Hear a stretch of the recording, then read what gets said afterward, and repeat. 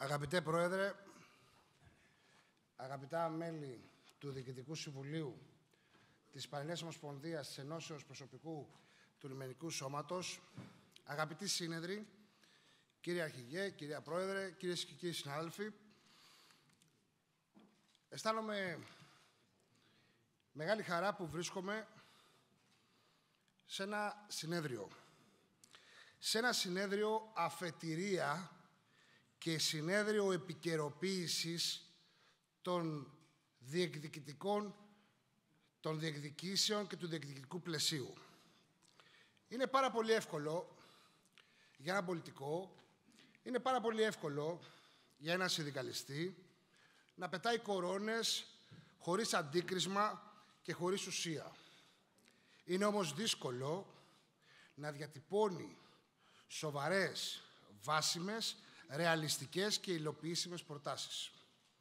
Διαβάζοντας τον απολογισμό των 25 συνεδρίων, μάλλον των 24 συνεδρίων, γιατί το 25ο ακόμα δεν έχει ενσωματωθεί, σε ένα τεύχος πραγματικά πολύ σημαντικό, διαβάζοντας τον διοικητικό απολογισμό των τελευταίων 2 ετών, μπορεί να διαπιστώσει κανείς ότι τίποτα δεν θα είχε συμβεί, τίποτα δεν θα είχε υλοποιηθεί, εάν όλοι εσείς, εάν όλα τα στελέχη του Λιμενικού Σώματος, εάν όλες οι ενώσεις του Λιμενικού Σώματος, εάν η Ομοσπονδία του Λιμενικού Σώματος δεν είχε αρθρώσει ένα σοβαρό συνδικαλιστικό λόγο προς την εκάστοτε πολιτική ηγεσία.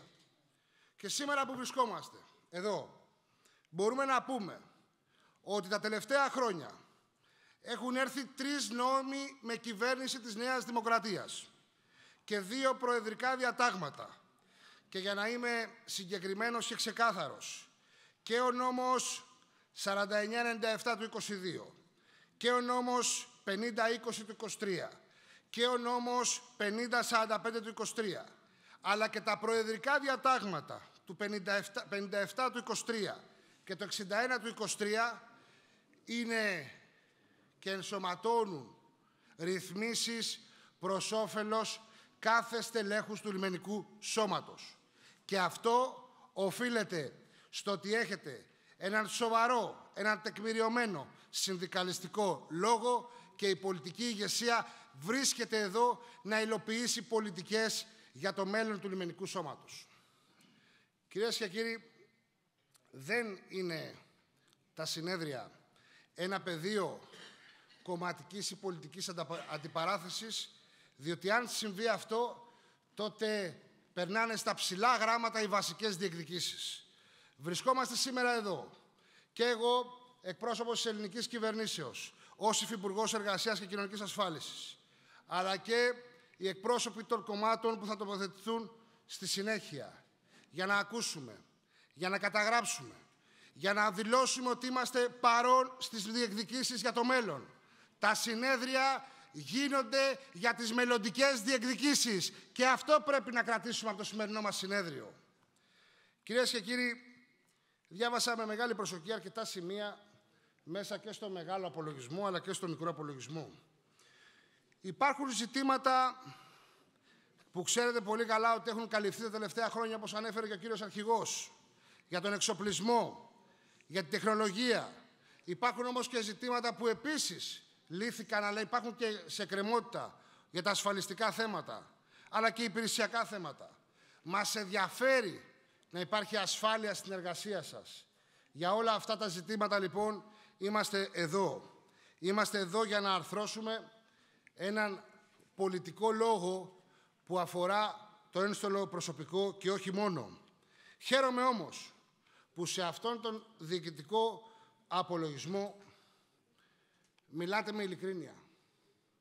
Λέτε τα πράγματα με το όνομά τους. Μιλάτε ποια θέματα λυθήκαν και ποια δεν λύθηκαν. Και αυτό έχει μεγάλη σημασία.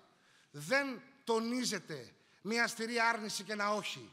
Είπατε ότι αυτά έγιναν, αυτά δεν έγιναν. Έχω εντοπίσει, αλλά δεν θέλω να σας κουράσω. Τα ξέρετε καλύτερα, άλλωστε. Τα έχετε συζητήσει.